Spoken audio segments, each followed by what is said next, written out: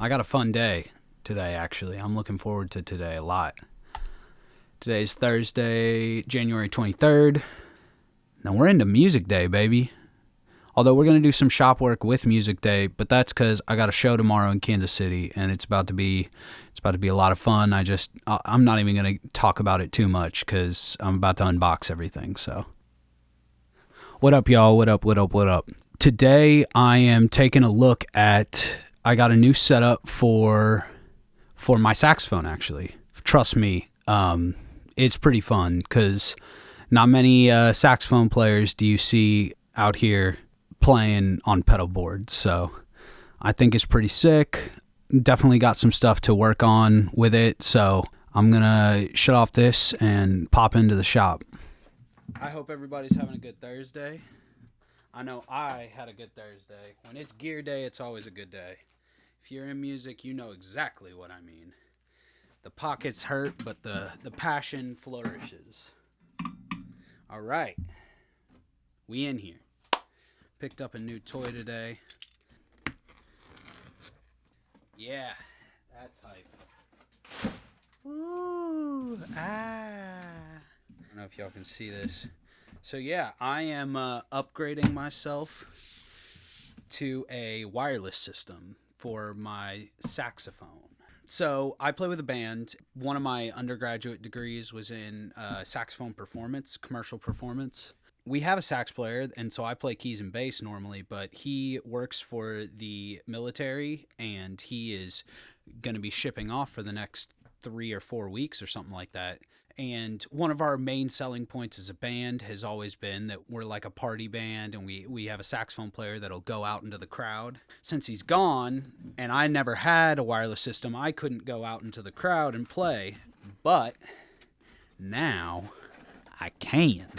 And this is exciting because I've wanted one of these for a while, but I actually didn't know that they made a relatively reasonable system that comes with stipulations. It's $459. So, is it cheap?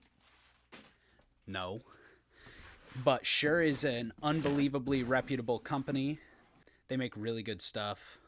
Honestly, the biggest concerts in the world use Shure wireless systems. Not this version, but they use the ULXDs. So to know that it comes from a reputable company, to know that it's going to have like good customer support and everything like that makes a world of difference. All these setup videos. Luckily, I have worked in production before, so I don't need to look at any of the user guide stuff. I got the H9 band, which is apparently supposed to be able to hold the most amount of channels in North America. Okay, so here's the power supply. I just pulled out the power supply.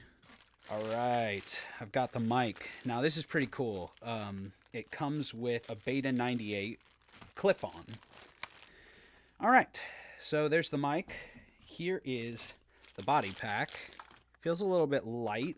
I'm used to the ULXDs, which feel really sturdy. This feels like I'm going to break it, but and I assume that's just kind of what you get when you get a slightly cheaper product. But for the price point and for what I'm doing, it's kind of perfect. We're looking at a product, might as well be honest about it. They have 2 different iterations of this, the rack mounted version and then this little like receiver box thing. It also feels pretty cheap. Plastic. It doesn't matter because if it works, it works.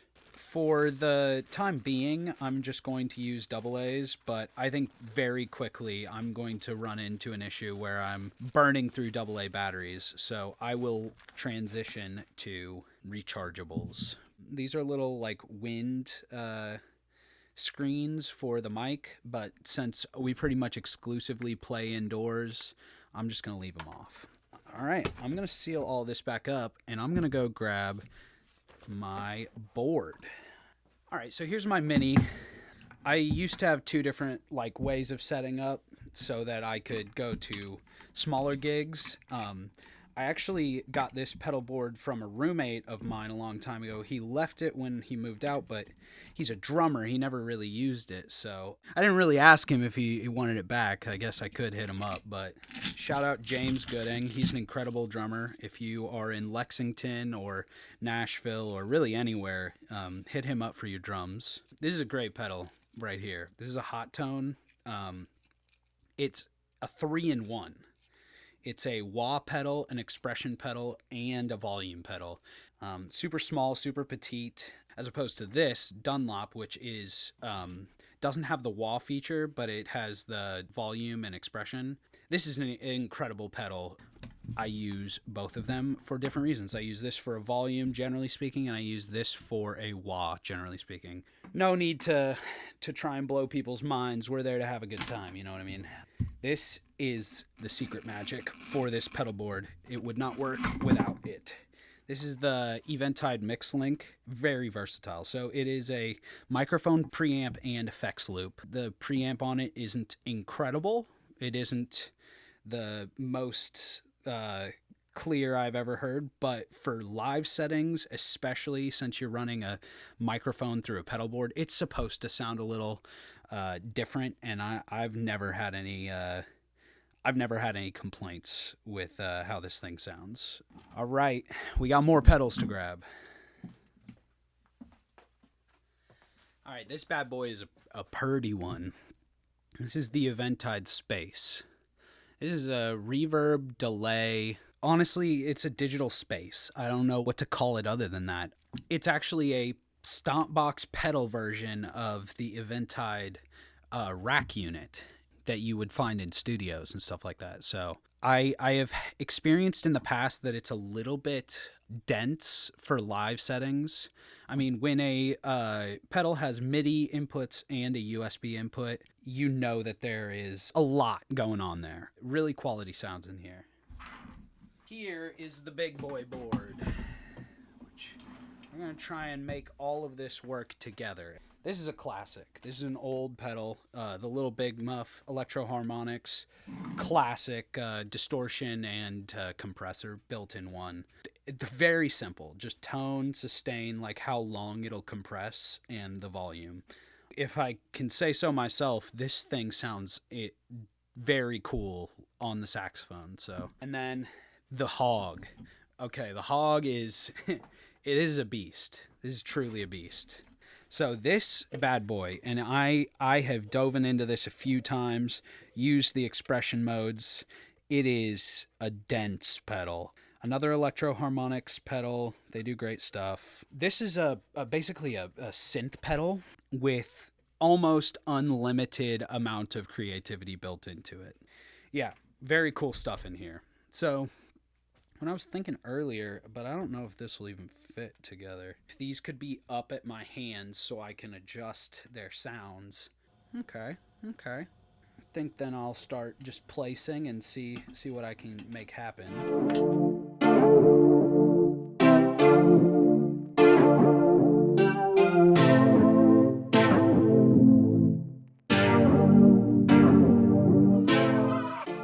We're still trying to figure out the best configuration. So bear with me. We'll go in, out, in, and then the output will go into those, come into the input here, and we're full circle.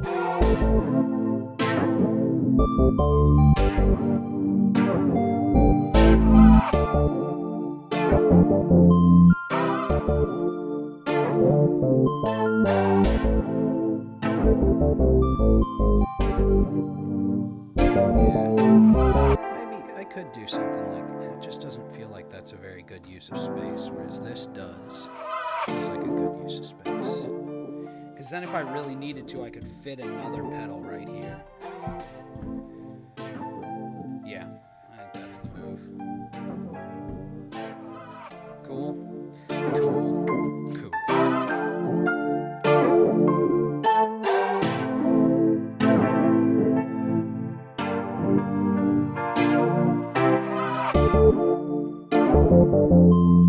So I am being a bit of a madman, and what I mean by that is I am hooking this all up before testing.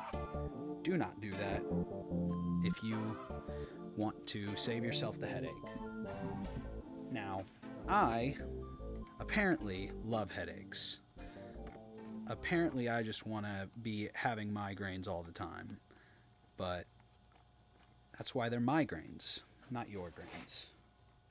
Why don't we make our cable and make sure?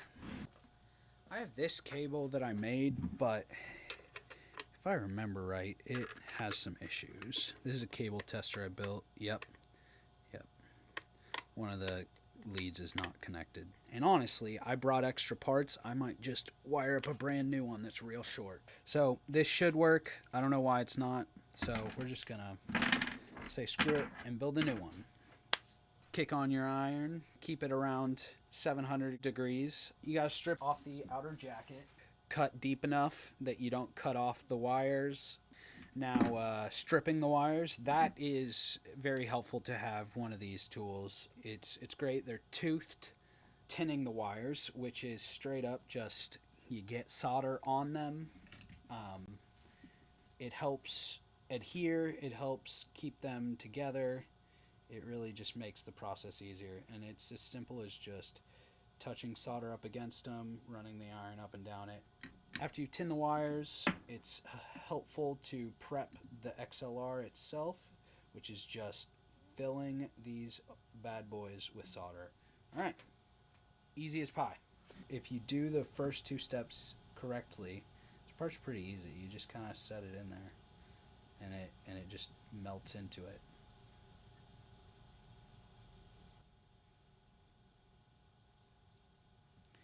Sometimes you have to maneuver around the last wire a little bit, but even still, that was, pretty painless if you ask me. Look how easy that was. I'm going to throw on a cable tension. This just keeps the wire straight, which will prevent from any bending over time, which could loosen up a joint, you know what I mean? All right, look at that. Just like that. We have the most adorable little XLR. I don't even know if I can fit this into my cable tester. I can't. So I did test it. It works, but I figured I'd say when you connect two XLRs together, we call that daisy chaining. And then when you plug it in, flip through, it shows all of the connections are made. Now it's just as simple as plugging this bad boy in right here. And then wherever we can fit this, go down as far as I can get it. Yeah. I'm pretty sure that should cause no issues. That's good. Good stuff. So I should be able to see... Oh, I haven't run power to the board yet. Oopsies.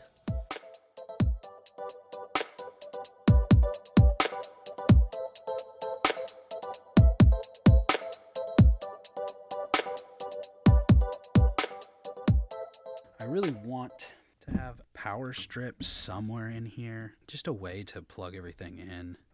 I wonder, will this fit in here? Oh shit. Oh shit. That actually works way too well. Okay, so I might be rethinking how I do this. Let's make sure everything works before I get into making it fun. Here goes the board. Plug in. Okay.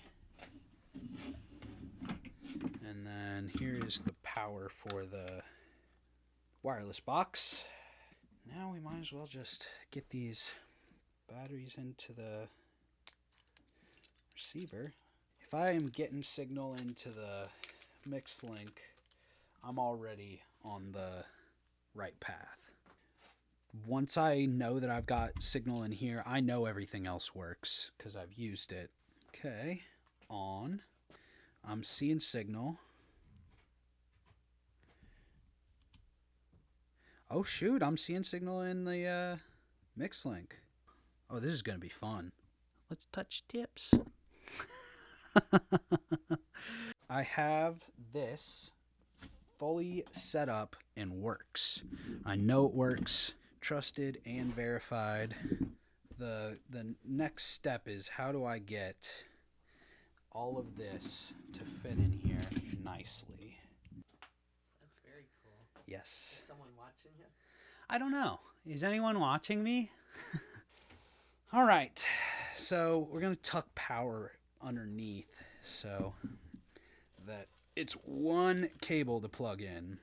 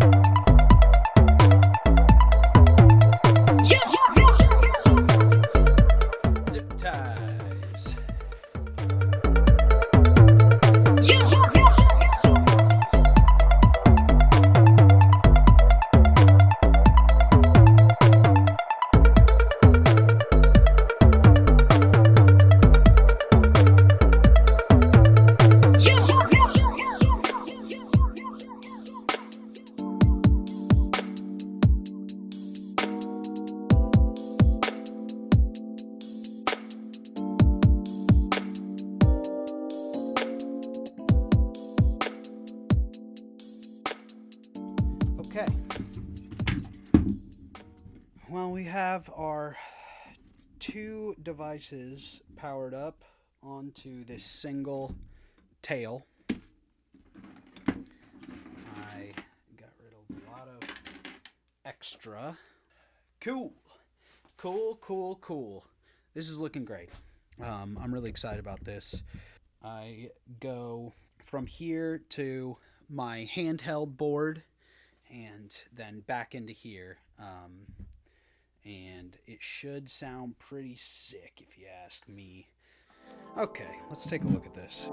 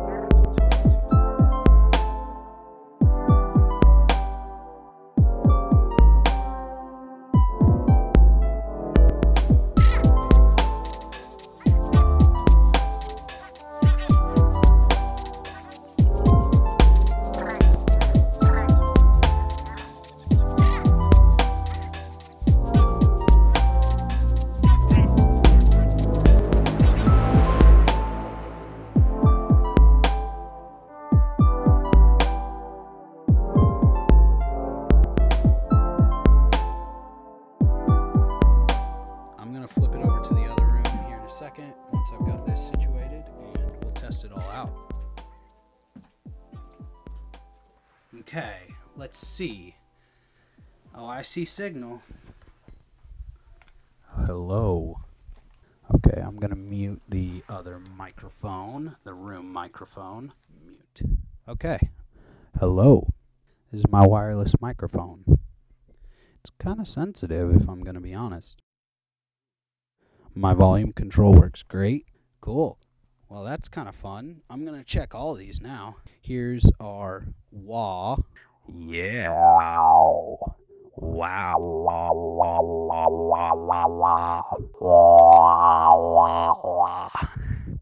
That's pretty fun.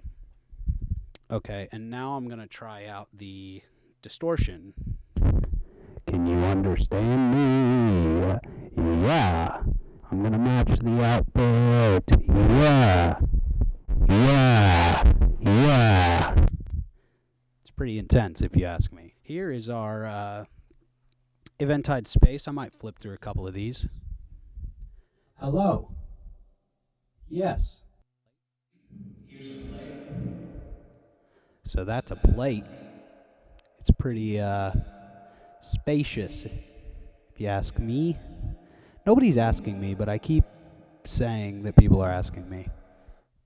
This is a dark spring. Whoa. Yeah. See what I mean? This pedal has so much going on. You could really just spend hours flipping through these things. Fluffer. Fluffer. This one's called Size Matters. Fishing hole. All right. Now this is the bad boy. How are you today? You see what I mean? Do you see what I mean? Do you see what I mean? Ha ha ha ha ha.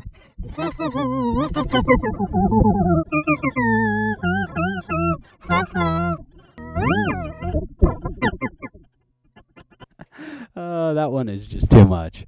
That's the pedal board. I might just call it early tonight for the stream and toodaloo.